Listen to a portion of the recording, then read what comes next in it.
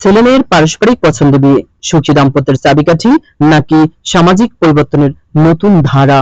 বর্তমান সময়ে বিয়ের ক্ষেত্রে ছেলে ও মেয়ের পারস্পরিক পছন্দ ও সম্মতিকে ক্রমেই বেশি গুরুত্ব দেওয়া হচ্ছে। একসময় পরিবার নির্ধারিত বিয়েই ছিল সমাজের প্রধান রীতি, কিন্তু শিক্ষার প্রসার, প্রযুক্তির উন্নয়ন এবং সামাজিক সচেতনতা বৃদ্ধির ফলে এখন অনেক পরিবারই ছেলে মেয়ের মতামতকে গুরুত্ব দিয়ে সিদ্ধান্ত নিচ্ছে। বিশেষজ্ঞরা বলছেন, বিয়ের মতো গুরুত্বপূর্ণ সম্পর্কে উভয় পক্ষের সম্মতি ও পছন্দ দীর্ঘমেয়াদী সুখী ও স্থিতিশীল দাম্পত্য জীবনের অন্যতম ভিত্তি হতে পারে। মনোবিজ্ঞানীদের মতে বিয়ে শুধুমাত্র দুটি মানুষের নয়, বরং দুটি পরিবারের বন্ধন। তবে এই বন্ধনের কেন্দ্রবিন্দুতে থাকে স্বামী স্ত্রীর পারস্পরিক সম্পর্ক। যখন ছেলে ও মেয়ে উভয়ই নিজেদের ইচ্ছায় বিয়েতে সম্মত হয়, তখন একে অপরকে বোঝার মানসিক প্রস্তুতি বেশি থাকে। পরিবার ও সমাজ বিষয়ক গবেষকদের মতে পারস্পরিক পছন্দের ভিত্তিতে বিয়ে হলে একে অপরের প্রতি শ্রদ্ধাবোধ বৃদ্ধি পায়, যোগাযোগ ও বোঝাপড়া সহজ হয়, দাম্পত্য জীবনে মানসিক চাপ তুলনামূলক কম থাকে, ভবিষ্যৎ পরিকল্পনা নিয়ে মতবিরোধ কম হয়, সম্পর্ক টিকিয়ে রাখার মানসিকতা বেশি দেখা যায়। বিভিন্ন আন্তর্জাতিক গবেষণায় দেখা গেছে, দাম্পত্য জীবনের সন্তুষ্টির অন্যতম প্রধান উপাদান হলো পারস্পরিক সম্মতি ও মানসিক সামঞ্জস্য। পরিবার বিষয়ক গবেষণাগুলোতে দেখা যায়, যারা বিয়ের আগে একে অপরের মূল্যবোধ, লক্ষ্য, দায়িত্ববোধ ও ব্যক্তিত্ব সম্পর্কে ধারণা রাখে, তাদের মধ্যে সম্পর্কের স্থায়িত্ব তুলনামূলক বেশি হতে পারে। তবে বিশেষজ্ঞরা এটাও বলেন যে শুধু ভালোবাসা বা পছন্দই যথেষ্ট নয়। পারিবারিক সমর্থন, আর্থিক স্থিতিশীলতা, দায়িত্ববোধ এবং পারস্পরিক শ্রদ্ধাও সমান গুরুত্বপূর্ণ। ইসলামের দৃষ্টিতে কি বলা হয়েছে?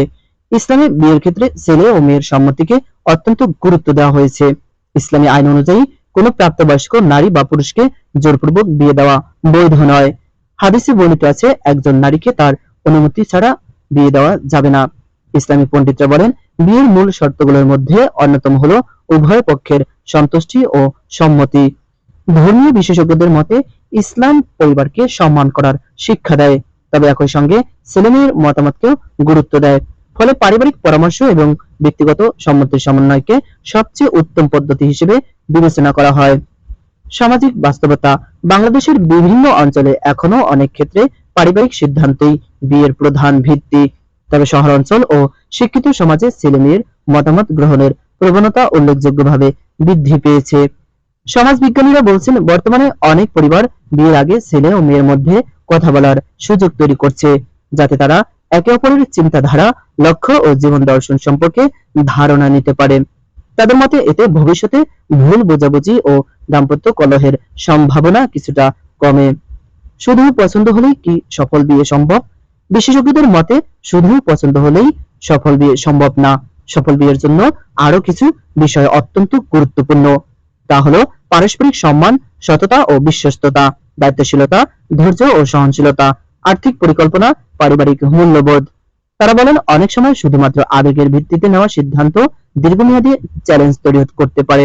তাই পছন্দের পাশাপাশি বাস্তব বিষয়গুলোতেও বিবেচনায় নেওয়া প্রয়োজন। অভিভাবকদের ভূমিকা, পারিবারিক পরামর্শদাতাদের মতে অভিভাবকদের উচিত সন্তানদের মতামতকে গুরুত্ব দেওয়া এবং একই সঙ্গে তাদের সঠিক দিক নির্দেশনা প্রদান করা। একজন অভিজ্ঞ পারিবারিক পরামর্শক বলেন, বিয়ে এমন একটি সিদ্ধান্ত যার প্রভাব পুরো জীবনে পড়ে, তাই পরিবার ও সন্তান উভয় পক্ষের মধ্যে খোলামেলা আলোচনা হওয়া জরুরি। বিশেষজ্ঞদের অভিমত, ছেলে ও মেয়ের পারস্পরিক পছন্দ ও সম্মতির ভিত্তিতে বিয়ে বর্তমান সমাজে একটি ইতিবাচক প্রবণতা। তবে কেবল পছন্দ নয়, পারস্পরিক শ্রদ্ধা, দায়িত্ববোধ, পারিবারিক সমর্থন এবং বাস্তব জীবনের প্রস্তুতিও সমান গুরুত্বপূর্ণ। বিয়ের মতো গুরুত্বপূর্ণ সিদ্ধান্তে পরিবার ও সন্তানের মতামতের সুন্দর সমন্বয় একটি সুখী, স্থিতিশীল ও দীর্ঘস্থায়ী দাম্পত্য জীবনের ভিত্তি গড়ে তুলতে পারে। তবে প্রশ্ন রয়ে যায়, বিয়ের সিদ্ধান্ত কি শুধু পরিবারের, নাকি যাদের জীবন একসঙ্গে কাটবে তাদেরও? আধুনিক সমাজের উত্তর হচ্ছে, উভয়ের সমন্বয়ই সবচেয়ে কার্যকর পথ।